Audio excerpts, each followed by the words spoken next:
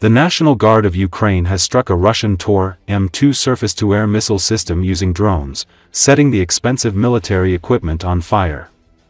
In the southern direction, National Guardsmen successfully targeted another air defense system belonging to the Russian army. According to military officials, the strike was made possible by coordinated efforts between reconnaissance units and drone operators. National Guardsmen continue to operate effectively in the southern direction. This time, a Russian Tor-M2 anti-aircraft missile system was hit with precision, the military said. The National Guard released a video showcasing the accuracy of its troops. The footage shows drones repeatedly dropping explosives on the Russian system. Moments later, the missile system caught fire. Russian troops fled the area. The fate of the system's crew remains unknown. The Tor-M2 is a Russian-made short-range mobile air defense system developed by Almaz-Antey to intercept a variety of aerial targets, including airplanes, helicopters, drones, and guided missiles flying at low altitudes. It can guide up to 4 missiles simultaneously and carry up to 16 9M338 missiles, which boast greater accuracy and expanded range.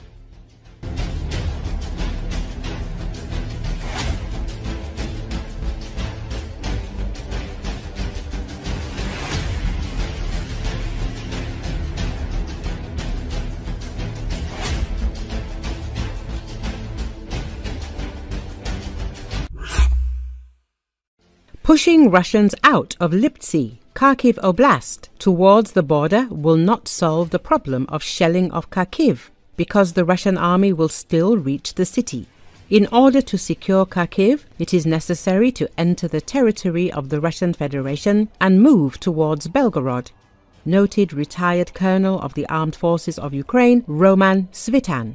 The depth of our penetration should be up to 30 kilometers. A buffer zone should be created, which does not necessarily imply the physical presence of fighters. The main thing is serious fire control, the analyst emphasized. In this case, powerful air defense systems, the same Patriot, can be deployed in the Kharkov area to fully cover the city. Unfortunately, at the moment, it is impossible to deploy Patriot in Kharkov, since the Russians will immediately probe it with Lancets. Svitan explained, "Our experience in Kursk showed that an operation in Belgorod Oblast is also possible." The military expert added, "We can move along the Seversky Donets toward Belgorod to a depth of about 30 kilometers. In principle, this is the range of army artillery, which will be sufficient even without maximum air support." In addition, Svitan reported that the Ukrainian defense forces are demonstrating positive dynamics in the Belgorod region. Here, it is not the hectares that are important, but the nature of the dynamics. We have gone on the offensive, and this gives the Kharkiv residents the opportunity to at least hope for a certain amount of security. The colonel concluded, "Recently, a drone struck a government building in Belgorod, Russia, according to local authorities. They report that the deputy governor and a Rosgvardia officer were injured. According to Vyacheslav Gladkov, the governor of the Belgorod region, a drone hit the government building in the Belgorod region." Belgorod Oblast borders Ukraine's Sumy, Kharkiv, and Luhansk oblasts, and is regularly used by Russia to launch strikes against Ukrainian territory. Belgorod Oblast authorities have repeatedly accused Ukraine of launching attacks against the region and Belgorod proper throughout the full-scale war. Recall, Ukraine first launched a surprise offensive into Russia's Kursk Oblast in August 2024. Ukrainian officials have said the move forced Russia to move resources away from its offensives in eastern Ukraine, and captured land could be used as a bargaining chip.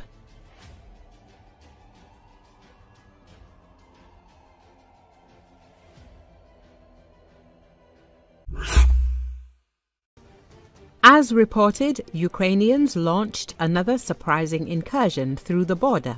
This is putting extra pressure on the Russian reserves and could force them into an overreaction that can lead to even more serious problems for them and result in an operational level penetration and crisis, according to Euromaidan Press media outlet. Ukraine has launched a new incursion, opening a new chapter of its border raids with the clear goal to open a fresh front, stretch Russian defenses even further, and exploit vulnerabilities, especially as Russian forces remain engaged with the earlier Ukrainian operations in the Belgorod and the initial Kursk assault.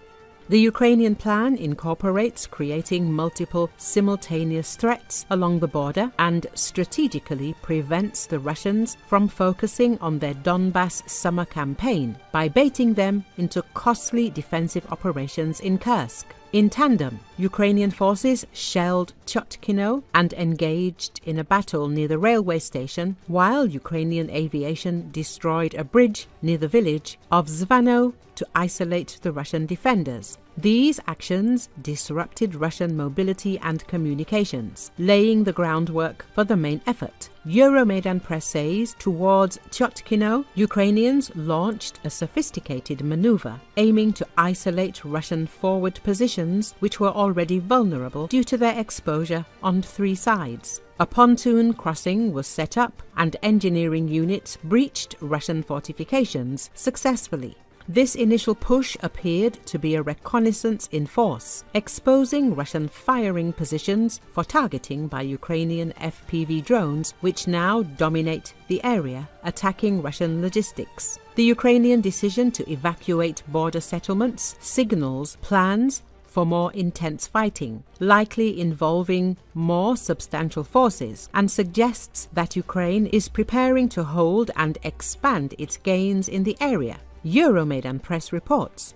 As Russian positions in Chotkino are essentially surrounded from the start, if the Russians stubbornly and at all costs try to hold them and then, in the event of a loss, attempt to retake them just as stubbornly, the Russian army could suffer heavy losses.